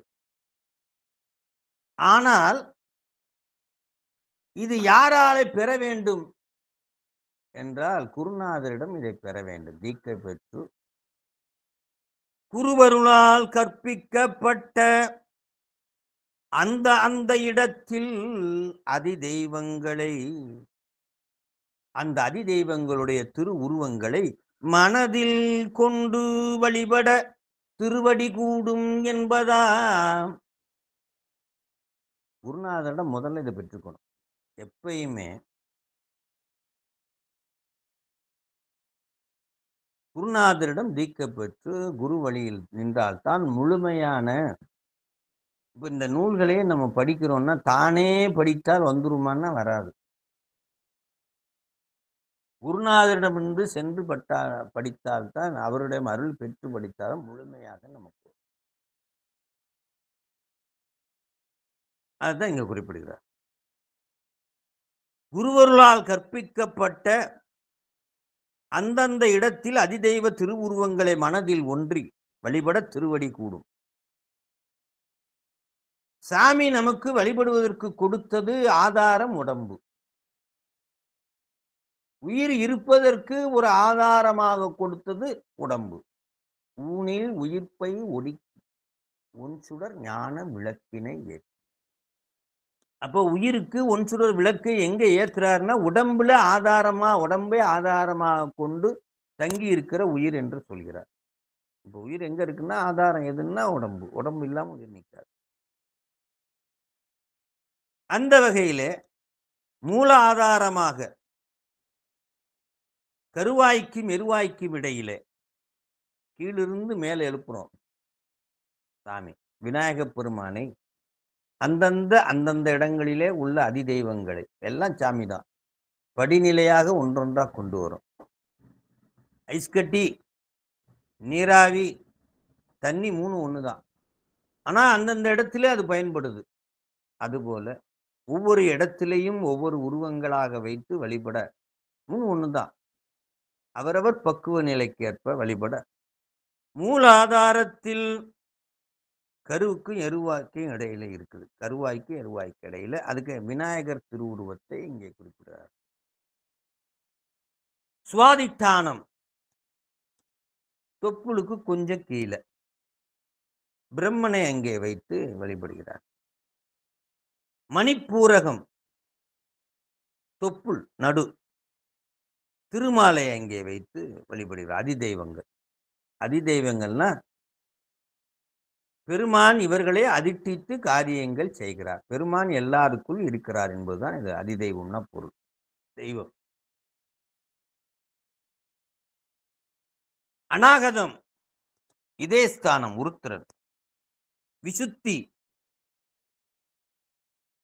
கழுத்து பகுதி மகேசன். ஆங்கை புருவமத்தி சதாசிவம். இவை எல்லாம் இந்த இடத்துல வச்சு கொஞ்சம் கொஞ்சமா ஆன்மா இறைவனிடத்துல புருவ நெத்தி கொண்டு வரணுமா. நெத்திக்கு நேரே புருவத்து இடைவெளி. உற்று உற்று பார்க்க வெளிப்படும் மந்திரம். பற்றுக்கு பற்றாய் பரமன் இருப்பிடம். சிற்றம்பலம் என சேர்ந்து கொண்டேன் என்று திருமந்திரத்தில் சொல்வார். நெற்றிக்கு நேரே புருவத்து இடைவெளி உற்று உற்று பார்க்க வெளிப்படும் மந்திரம். பற்றுக்கு பற்றாய் பரமன் இருப்பிடம். சிற்றம்பலம் என சேர்ந்து. ஆக சிவபெருமான் இங்க இருக்கிறாரு, உயிரும் இங்க இருக்கிறது. அந்த கொண்டாந்து இங்க நிறுத்தணுமா அதை சொல்றார். ஆக இந்த இது இன்னொரு பாட்டிலையும் சொல்லுவார். நெற்றிக்கு நடுவு நின்றார்க்கன்று ஞானமும் இல்லை. நடுவு நின்றார்க்கு நரகமும் இல்லை. நடுவு நின்றார் நல்ல தேவரும் ஆவர். நடுவு நின்றார் வழி யானும் நின்றேனே என்று அற்புதமா சொல்வார். ஆக அகபூசையில இது ஆதார யோகம் சொல்லி இப்படி வழிபட வேண்டும் என்று சொல்லி, நிராதார யோகம் எந்த ஆதாரமும் இல்லாமல் இறைவனை வழிபடுவது. கற்பனை கடந்த சோதியாகிய சிவபெருமானை. கற்பனைக்கு எட்டாதவன் யாருன்னா சிவபெருமான். கற்பனைக்கு எட்டாத சோதி, கற்பனை கடந்த சோதி.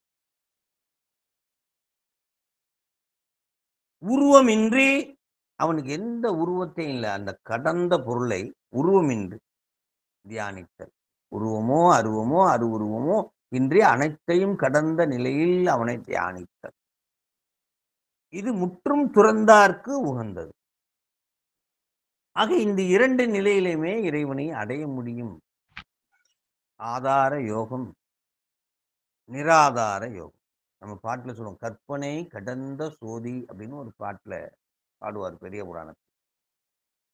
கற்பனை எதுல செய்வோம்னா மனத்துல செய்வோம். அப்படின்னா மனத்தை கடந்தவன். அதாவது மனம் எதிலிருந்து வந்ததுன்னா உயிருக்கு மாயையிலிருந்து வந்தது. ஆக மாயையை கடந்தவன் சிவபெருமான் என்பதைத்தான் கற்பனை கடந்த சோதி. அங்கே இருக்கக்கூடிய நடராச பெருமான் யாருடைய அஞ்சலத்தை திருமேனியாக கொண்டவர்.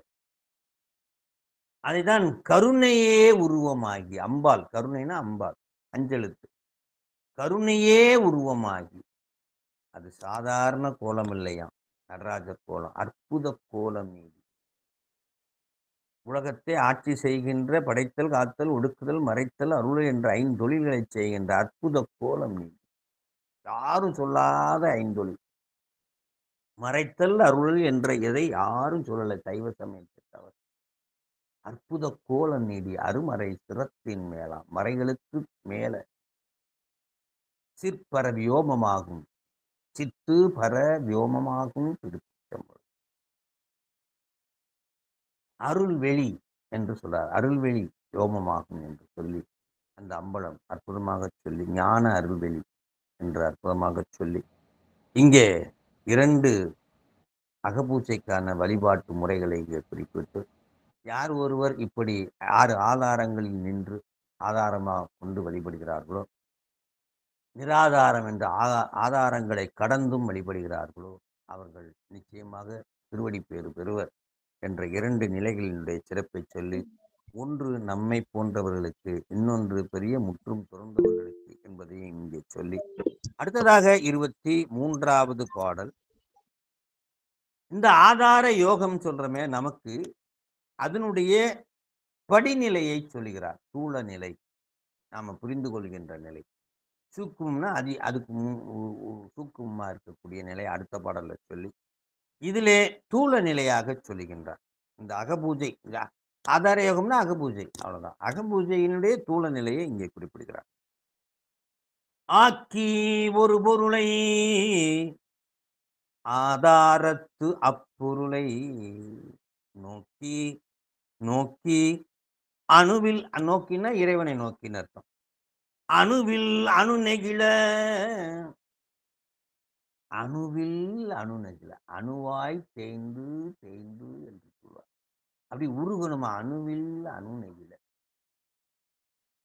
அணுவில் அணு நெகிழ சோதியுள் சோதி என்று நம்ம சொல்ற மாதிரி அணுவில் அணு நெகிழ அப்படி பார்த்தா சிவபெருமான நோக்கி பாக்கி அப்படின்ற சொல்லார். நோக்கி பாக்கி இவையாக தான் ஒளிந்திட்டு தான் ஒளிந்திட்டு இப்படி யாருக்கு ஆகுதோ அவர்களுடைய தான் ஒளிந்திட்டு ஏகமாம் ஏகத்து அவன் ஆகை ஆதாரமாம் இதான் சொல்றார். தூள நிலையை இங்கே குறிப்பிடுகிறார். எப்படி ஒருத்தன் அகப்பூச்சை தூள நிலையில் பண்ணுகின்றான்? ஆதார யோகம். ஒரு பொருள் இங்கு என்று சொல்லப்படுவது ஒரு பொருள் பரம்பொருள்.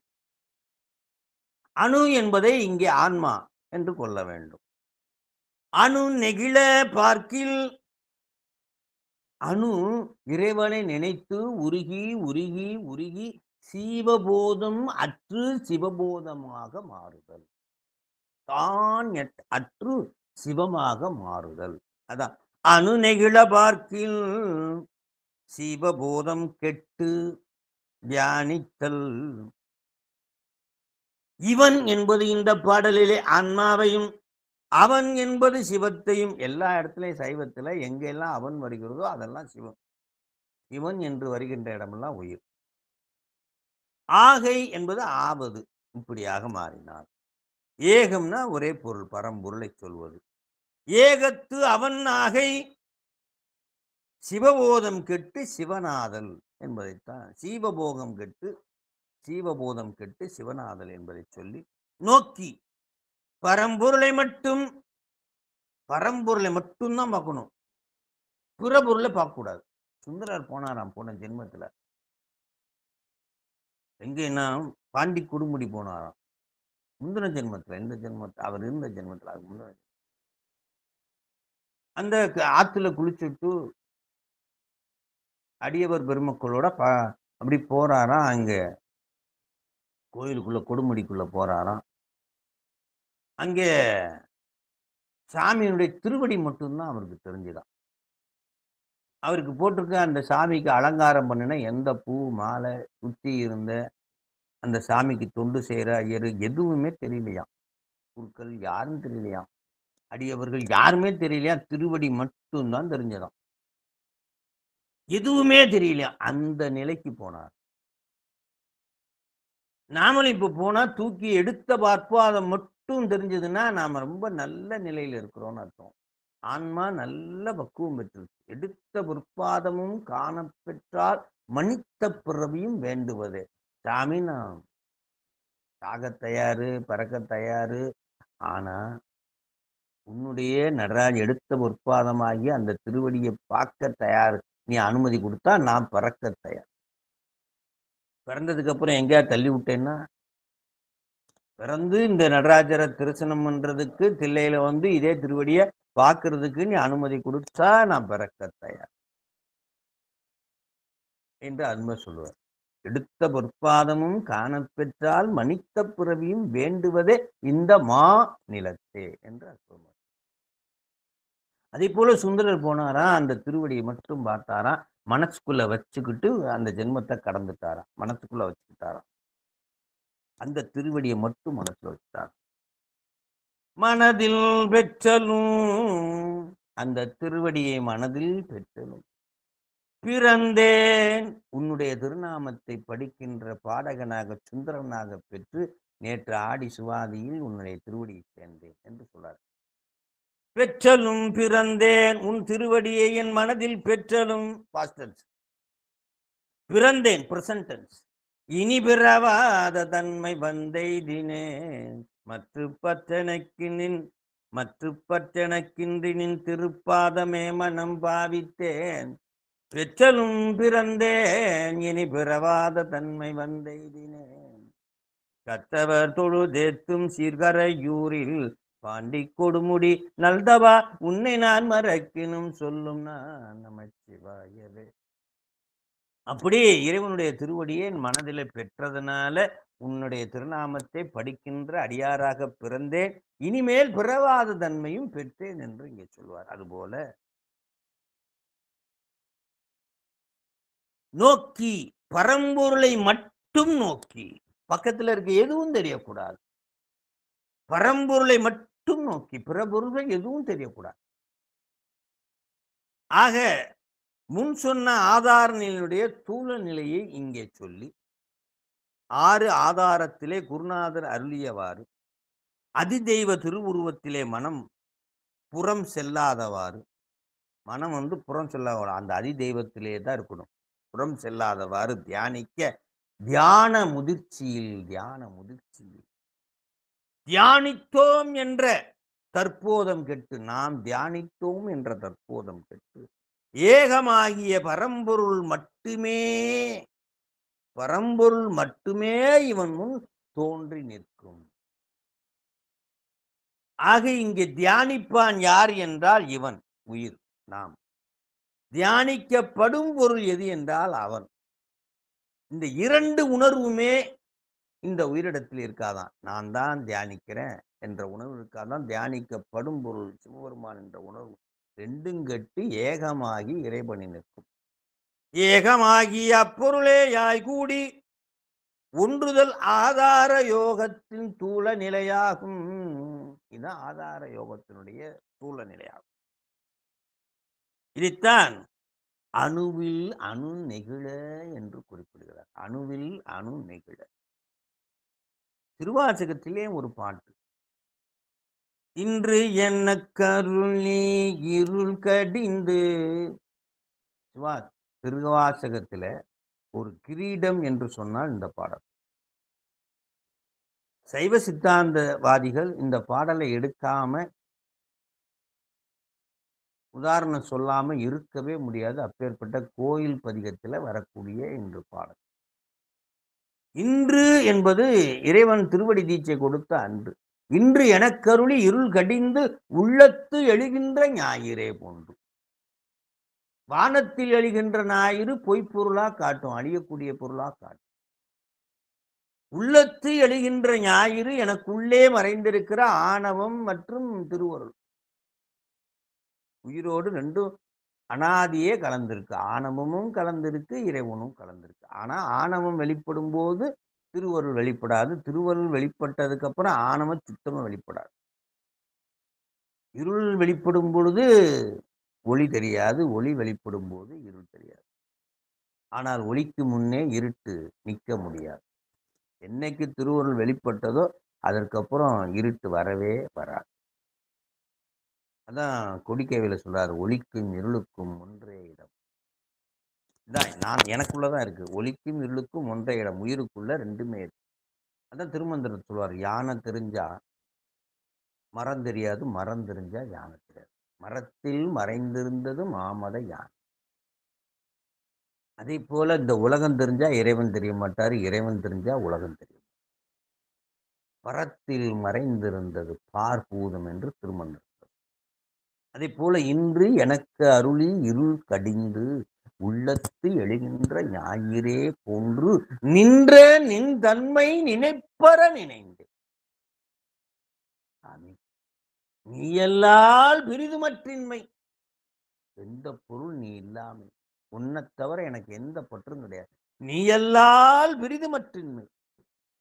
சென்று சென்று அணுவாய் தேய்ந்து தேய்ந்து இந்த உயிரானது உன்னை சென்று சென்று அணுவாய் தேய்ந்து தேய்ந்து உருகின்ற நிலையிலே ஒன்றாம் திருப்பெருந்துறை உரை சிவனே. அப்ப நீ வெளிப்பட்டாய், ஒரே பொருளாக தெரிந்தாய். ஒன்றாம் திருப்பெருந்துறை உரை சிவனே. ஒன்றும் நீ இல்லை, அன்றி ஒன்றில்லை. இந்த டேபிளும் நீ இல்லை, நானும் நீ இல்லை, இதை கேட்பவர்கள் யாரும் நீ இல்லை.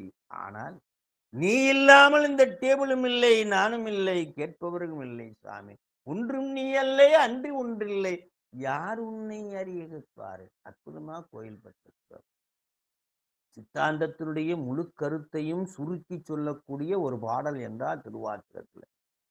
இன்று எனக்கருள் இரு கடிந்து உள்ளத்து எழுகின்ற ஞாயிறே போன்று நின்ற நின் தன்மை நினைப்பற நினைந்தே நீயல்லா பிரிது மற்றின்மை சென்று சென்று அணுவாய் தேய்ந்து தேய்ந்து ஒன்றாம் திருப்பெருந்துறை உரை சிவனே. ஒன்றும் நீயல்லே அன்றி ஒன்றுள்ளே யாரும் நீ அறியீர். இந்த அற்புதமாக இந்த பாடலிலே ஆதார யோகத்தினுடைய ஸ்தூல நிலையை இங்கே சொல்லி, தியானிப்பான் என்று சொல்லக்கூடிய உயிரும் தியானிக்கப்படும் என்று சொல்லக்கூடிய இறைவனும் என்ற இரண்டு உணர்வும் கெட அப்படியே இறைவனோடு கலந்து நிற்கின்ற நிலையைத்தான் ஆதார யோகத்தினுடைய ஸ்தூல நிலை என்று சொல்லி 24 ஆதார யோகத்தினுடைய சூக்கும நிலை என்பது எவ்வாறு இருக்கும் கொண்டது. 24வது பாட்டு. கொண்டது ஒரு பொருளா கோடிபட கூறு செய்யின் கொண்டவனும் அப்பரிசே கூறுபடும் கொண்ட இப்பொருளும் கொண்ட இப்பொருளும் அன்றியே இன்னது இது என்னாது ஒரு பொருளேயாய் இருக்கும் உற்று. ஆதார யோகம் அதனுடைய இயல்பு எவ்வாறு இருக்கும் சூக்கும நிலையில் என்பதை இந்த பாடல் விளக்குகிறது. நாம் கொண்ட பொருள் பரம்பொருள். நாம் கொண்ட பொருள் எதுனா பரம்பொருள். அந்த பரம்பொருளை கோடிபட கூறு செய்தல், அக்கு வேறா ஆணி வேறா பிரிச்சு பிரிச்சு அவனை ஆராய்தல். பரம்பொருளின் இயல்பை பல திறத்தால் பல கூறுபட பகுத்து பகுத்து ஆய்ந்து இப்படி வகுப்புகளை சேர்ந்து இறைவன் எண்ணுதற்கு எட்டாதவன் என்னதன்மை என்று அறிவொன்னாகும். எல்லா உயிர்களையும் காப்பவன் எப்படியெல்லாம் நீ அவனை பகுத்து பகுத்து இருக்கும் இந்த சுரூப நிலையில் எப்படி தடத்த நிலையில் எப்படி என்று அவனை பகுத்து பகுத்து ஆய்ந்து அளவிட முடியாத அளவு நுண்ணிய நிலை அடைதல். அளவிட முடியாத அளவு நுண்ணிய. சேக்கிலார் சொல்வார், உலகெல்லாம் உணர்ந்து ஓதற்கரியவன். என்னைக்கு கடல் உயர்றது, நான் என்னைக்கு கும்பிடுறது? உலகெல்லாம் உணர்ந்ததுக்கு அப்புறம் தான் நான் சிவபெருமானை கும்பிடணும்னா எந்த ஜென்மத்திலே நான் கும்பிட முடியாது. உலகெல்லாம் உணர்ந்து ஓதற்கரியவன். இது அவனுடைய சொரூப நிலை. ஆனால் அப்படி இருந்தா எந்த பிரயோஜனமும் உயிர்களுக்கு இல்லை. அதனால நிலவை மாட்டிக்கொண்டு கங்கையை தலையில் வைத்துக் கொண்டு படக்குன்னு இறங்கி கீழே வந்துட்டானா. நிலந்தன் மேல் வந்தொருளி நீர்கடல் காட்சி நிலவு உலாவிய நீர்மலி வேணியர் தடத்தம் நிலை. அடுத்து திரும்பி சொரூப நிலை அழகையில் சோதியன். யாராலும் அளக்க முடியாத மெஷர்மெண்ட்டுக்கு அப்பாற்பட்டவன், அளக்க முடியாத அழகையில் சோதியன். திருப்பியும் தடத்த நிலை அம்பலத்து ஆடுவான் மலர் சிலம்படி. நமக்கு தெரிகிற மாதிரி அம்பலத்துல நாம அளந்து பார்க்கிற மாதிரி வந்துட்டோம். இப்படியெல்லாம் ருச்சிட்டான்.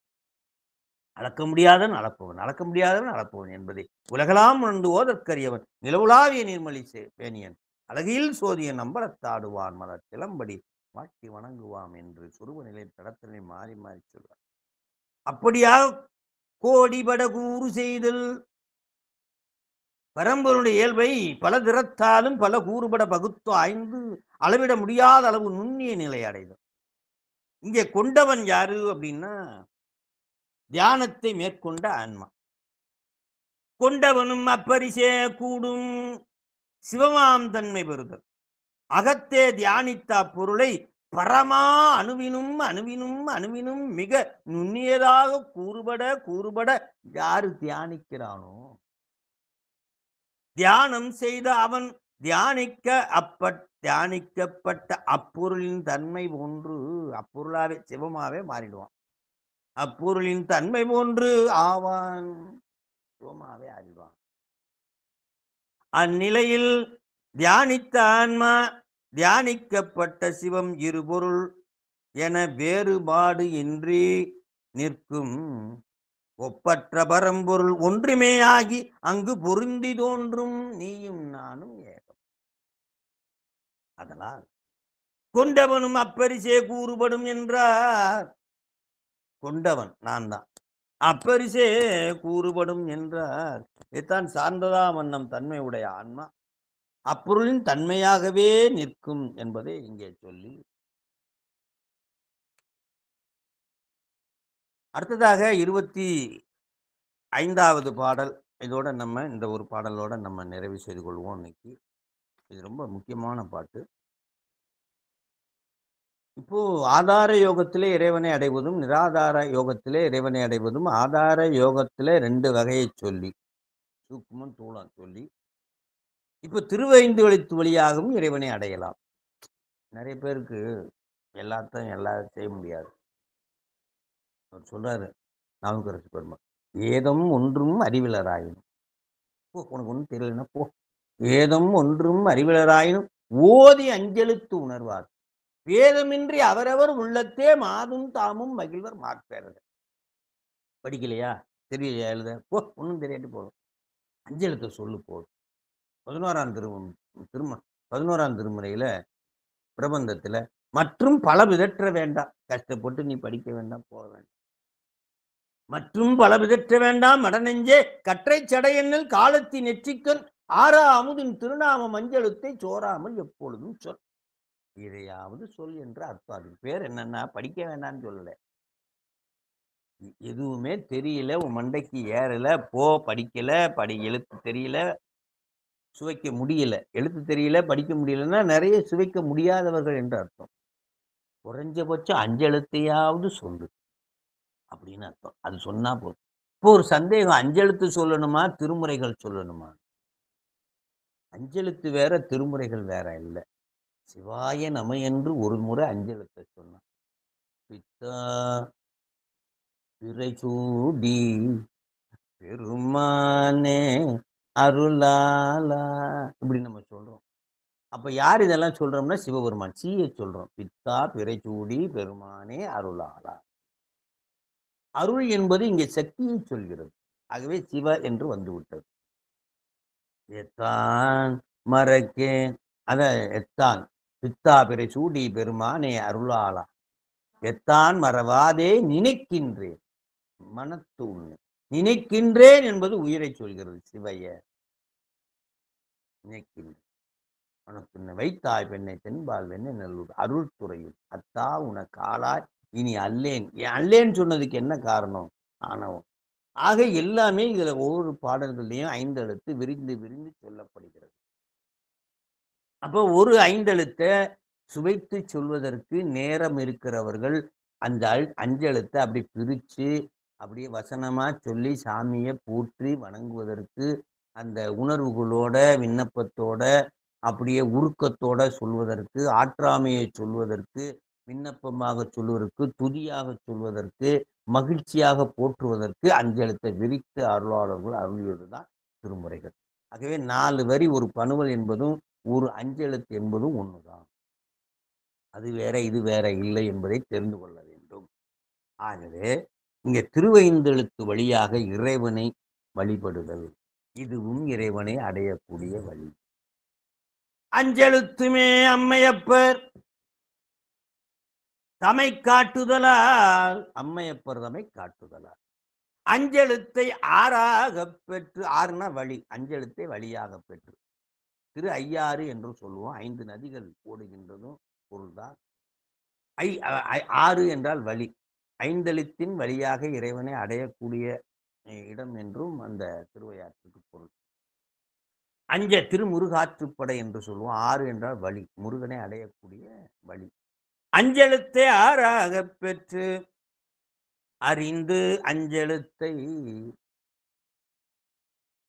ஓத, அஞ்செழுத்தை ஓத புக்கு உள்ள மதியும் கெடில். மதினா என்னுடையது, ஆனோ தன்முனைப்பு. உள்ள மதியும் கெடில் உமைகோன் கேதமர வந்து அளிக்கும். குறிப்பு: முன்பாடலில் ஆதாரம் நிராதார யோக அடிப்படையில் இறைவனை காணும் வழி கூறி, இந்த பாடலிலே 5 எழுத்து வழியாக இறைவனை அடையக்கூடிய வழியை குறிப்பிடுகிறார். அஞ்செழுத்தே சிவசக்தியை காட்டும், அதுவே பேரின்பத்திற்கு வழி. அந்த அஞ்செழுத்தை குருநாதரிடம் சென்று பெற வேண்டும். அதைத்தான் சொல்வார். நானேயோ தவம் செய்தேன் சிவாய நம என பெற்றேன். சிவாய நம என பெற்றேன். குருநாதரிடம் பெற வேண்டுமா? நானேயோ தவம் செய்தேன். சிவாய நம எனப் பெற்றேன். தேனாயின் அமுதமாய் தித்திக்கும் சிவபெருமான் தானே வந்து எனது உள்ளம் புகுந்து என்று சொல்வார். அதுபோல இந்த அஞ்செழுத்தை யாரிடமிருந்து பெற வேண்டும் என்றால் குருநாதரிடமிருந்து பெற வேண்டும் என்பதை அங்கே சொல்லி, ஆன்மபோதம் கெடும், எல்லா துன்பமும் நீங்கும். சொல்லச் சொல்லச் சொல்ல ஆன்மபோதம் கெடும், எல்லா துன்பமும் நீங்கும். அந்நிலையில் உமை ஒரு பாகன் பிறவிப் பிணி அறுத்து அருளுவான். பிறவிப் பிணி எல்லாருக்கும் வேணுங்கிறது தானே. பிணின்னா பிறவிப் பிணி என்பது. ஆக இந்த அஞ்செழுத்து வழியாகவும் இறைவனை அடையலாம். யாருக்கு அந்த ஆதார யோகம் முடியலையோ, நிராதார யோகம் முடியலையோ, நிச்சயம் நமக்கெல்லாம் கொஞ்சம் கஷ்டமான பணி தான். அதையும் செஞ்சுக்குவோம், இதையும் செஞ்சுக்குவோம். எந்த இது நமக்கு எளிமையா இருக்குதோ அந்த வழியில இறைவனை அடைந்து கொள்வோம் என்று தான் நாம் போயிட்டு இருக்கோம். அதுல இங்க ஒரு சிவலிங்கத்தை பார்த்தீங்கன்னா, அத முத்தி இலக்கணம். முத்திக்கு இலக்கணம் சொல்லு அப்படின்னா, அருவுருவ நிலையில இருக்கக்கூடிய ஒரு சிவலிங்கத்தை நம்ம சொல்லலாம். பானம் வந்து சி. அந்த யா என்பது கீழ இருக்கக்கூடிய பீடம். அந்த கும்பாபிஷேகத்துக்கு முதல் நாள் பார்த்தீங்கன்னா, அந்த பானத்த கீழ இருக்கிற பீடத்துல வச்சா கொட கொடன்னு ஆடும். குழவி நிக்காது.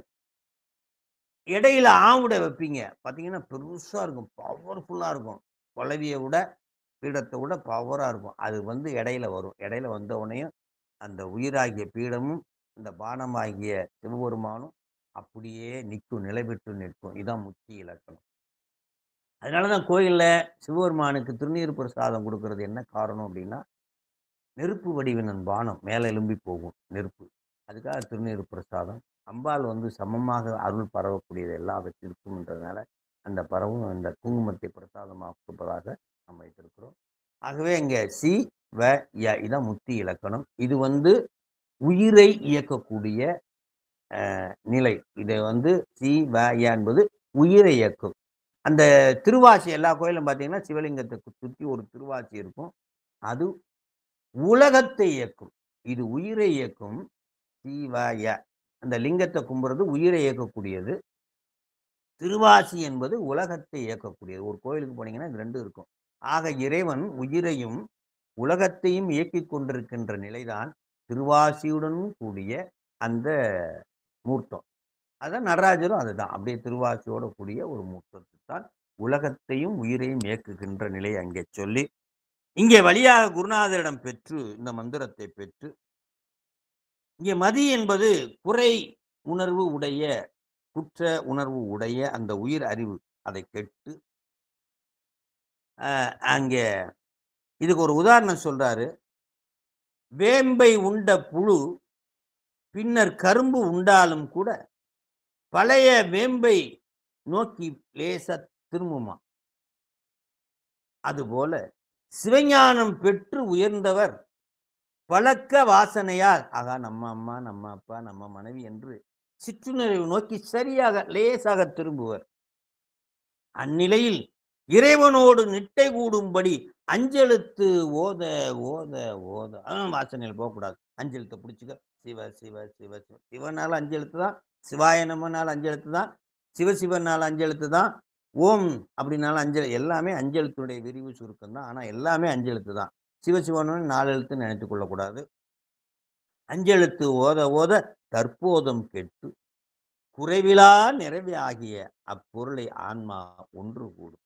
இதையே அஞ்செழுத்தை ஓத புக்கு என்று குறிப்பிடுகிறார்.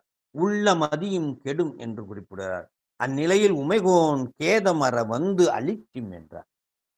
உமைகோனாகிய சிவபெருமான் என்னுடைய பிறப்பை அறுப்பான் என்று சொல்லி சிவஞான போதத்திலே ஒரு பாடலையும் இங்கே குறிப்பிட்டு, அஞ்செழுத்தால் சிவஞான போதத்திலே சிவோகம் பாவனை 9ஆம் சூத்திரத்திலே அதிகரணம் 3ல அஞ்செழுத்தால் உள்ள அரண் உடைமை கண்டு அரணை அஞ்செழுத்தால் அச்சித்து இதயத்தில் அஞ்செழுத்தால் குண்டலியில் செய்து ஓமம் கோதண்டம் சாணிக்கில் அண்டனாம் சேடனாமங்கு என்று சொல்லி அற்புதமாக இதயத்திலே பூதை ஸ்தானமாக வைத்து, உண்டியை கோமத்தானமாக வைத்து, நெற்றி நடுவாகிய புருவ நடுவை தியானத்தானமாக வைத்து, இப்படியெல்லாம் அஞ்செழுத்தை சொல்லி பூசை செய்தால் அந்த அற்புதமாக இறைவனை அடைய முடியும் என்ற எளிய வரியை இங்கே நமக்கு குறிப்பிட்டு இந்த பாடலில் நமக்கு சொல்லியிருக்கிறார் என்பதை சொல்லி, இன்று நாம் சிந்தித்த பகுதி மென்